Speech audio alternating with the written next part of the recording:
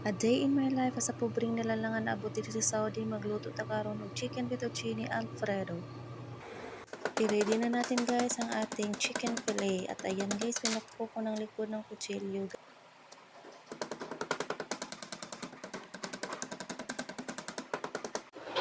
So, ito yung pang-coat natin sa chicken. Maglagay tayo sa bowl ng olive oil, paprika, turmeric powder, garlic powder, black pepper, salt, dried oregano leaves. Mix lang. Magkabilaan guys, ang papalit natin.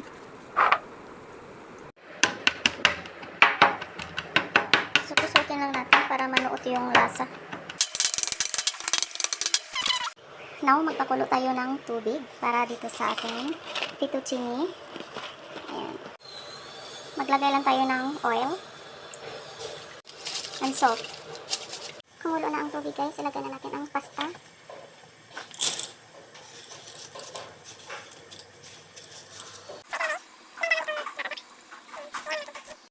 At iboboil lang natin ito ng 8 to 10 minutes.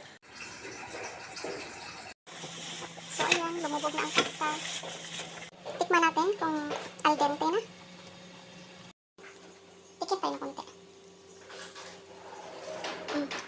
Al dente na.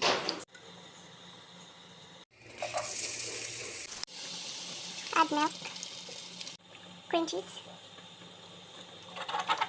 mozzarella, yung pangtimpla, parsley. Ito yan. Simmer until thicken. Ilagay na natin ang ating pasta.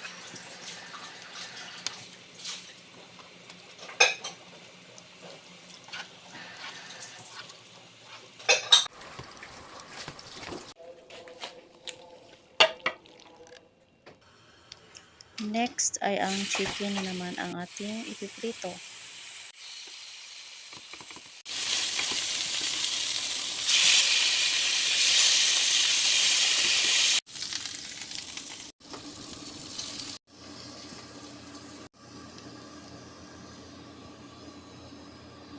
So, hiniwa ko guys ng pahaba. So, ilagay ko dito. Diyan.